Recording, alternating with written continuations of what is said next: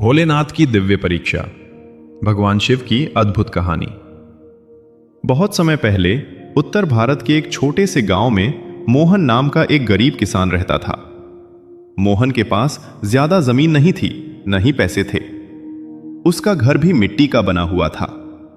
लेकिन उसके पास एक चीज थी जो पूरे गांव में किसी के पास नहीं थी, भोलेनाथ पर अटूट विश्वास। हर सुबह सूरज निकलने से पहले मोहन उठ जाता था। वह सबसे पहले गांव के पुराने शिव मंदिर में जाता और भगवान शिव के सामने हाथ जोड़कर प्रार्थना करता। वह हमेशा कहता, भोलेनाथ, मेरे पास देने के लिए कुछ नहीं है, बस आपकी भक्ति है। गांव वाले अक्सर उसका मजाक उड़ाते थे। एक दिन गांव के कुछ अमीर लोग मंदिर के बाहर खड़े होकर हंसने लगे। उन्होंने कहा, अरे मोहन, तू रोज भगवान से क्या मांगता है? भगवान ने आज तक तुझे दिया ही क्या है? मोहन मुस्कुराकर बोला, भगवान मुझे वही देते हैं जिसकी मुझे जरूरत होती है। गांव वाले उसकी बात सुनकर और ज्यादा हंसने लगे। लेकिन मोहन को इससे कोई फर्क नहीं पड़ता था। वह हर दिन खेत में मेहनत करता और शाम को फिर मंदिर जाकर भगवान शिव का धन्यवाद करता। लेकिन एक साल गांव में बहुत बड़ा संकट आ गया। पूरे इलाके में भयंकर सूखा पड़ गया। बारिश बिल्कुल नहीं हुई। नदियां सूख गईं, कुएं खाली हो गए और खेतों में दरारें पड़ गईं। गांव के किसानों की फसलें पूरी तरह बर्बाद हो गईं। मोहन का छोटा सा खेत भी सूख चुका था। घर में खाने के लिए मुश्किल से थोड़ा सा अनाज बचा था। गांव के लोग परेशान होकर शहर जाने लगे। लेकिन मोहन ने गांव छोड़ने से मना कर दिया। उसकी पत्नी ने उससे कहा, मोहन, अब क्या होगा? हमारे पास खाने को भी कुछ नहीं बचा है। मोहन ने शांत स्वर में कहा, भोलेनाथ सब ठीक कर देंगे। उस रात मोहन मंदिर गया और भगवान शिव के सामने बैठकर रोने लगा। उसने कहा, भोलेनाथ, मैं आपसे कभी कुछ नहीं मांगता, लेकिन आज पूरे गांव को बचा लीजिए। यह कहकर वह घर लौट आया। रात बहुत गहरी हो चुकी थी। अचानक दरवाजे पर दस्तक हुई। मोहन ने दरवाजा खोला तो बाहर एक बूढ़ा साधु खड़ा था। साधु बहुत थका हुआ लग रहा था।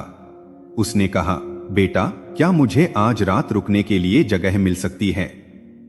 मोहन तुरंत बोला, बाबा, मेरा घर छोटा है लेकिन दिल बड़ा है, आप अंदर आइए। मोहन की पत्नी ने घर में बचा हुआ आखिरी खाना साधु को दे दिया। साधु ने खाना खाया और मुस्कुराते हुए कहा, तुम बहुत दयालु हो बेटा। फिर साधु ने मोहन से पूछा, इतनी गरीबी में भी तुम खुश कैसे रहते हो? मोहन ने जवाब दिया, क्योंकि मुझे भरोसा है कि भगवान शिव हमेशा मेरे साथ हैं। साधु की आंखों में चमक आ गई। उसने कहा, अगर भगवान तुम्हारी परीक्षा ले रहे हो तो? मोहन मुस्कुराया और बोला, तो मैं खुशी खुशी वह परीक्षा दूंगा।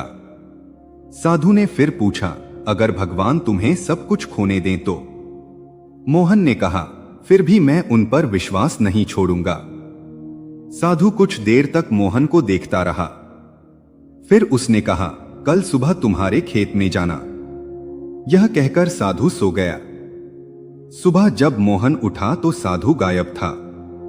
मोहन ने सोचा शायद वह आगे यात्रा पर निकल गया होगा। वह अपने सूखे खेत की तरफ गया। लेकिन वहां पहुंचकर वह हैरान रह गया। उसका पूरा खेत हरी भरी फसल से भर चुका था। चारों तरफ हरियाली थी। ऐसा लग रहा था जैसे वहां कभी सूखा पड़ा ही नहीं था। मोहन की आंखों से खुशी के आंसू निकलने लगे। गांव के लोग भी यह देखकर चौंक गए। उन्होंने पूछा, यह कैसे हुआ? मोहन को तुरंत रात वाले साधु की याद आई। वह दौड़ता हुआ मंदिर गया।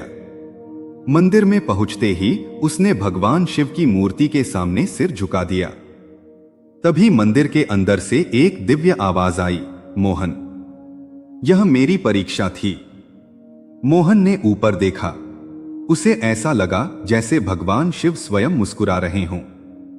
आवाज फिर आई, तुमने गरीबी में भी भक्ति नहीं छोड़ी, इसलिए मैंने तुम्हारी मदद की। मोहन की आंखों से आंसू बहने लगे। उसने कहा, भोलेनाथ, आपने मेरे जैसे छोटे इंसान पर इतनी कृपा क्यों की? तभी आवाज आई, सच्ची भक्ति हमेशा भगवान तक पहुंचती है।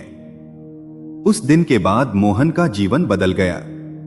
उसकी फसल पूरे गांव में सबसे अच्छी होने लगी। लेकिन मोहन कभी घमंडी नहीं बना।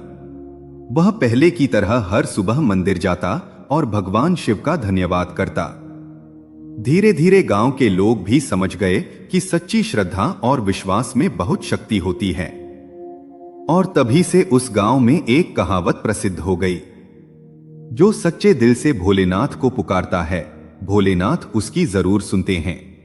कहानी का संदेश, भगवान हमेशा अपने भक्तों की परीक्षा लेते हैं, लेकिन जो सच्चे दिल से विश्वास करता है, भगवान उसे कभी अकेला नहीं छोड़ते। ऐसे ही कहानियां सुनने के लिए वीडियो को लाइक और चैनल को सब्सक्राइब जरूर करें।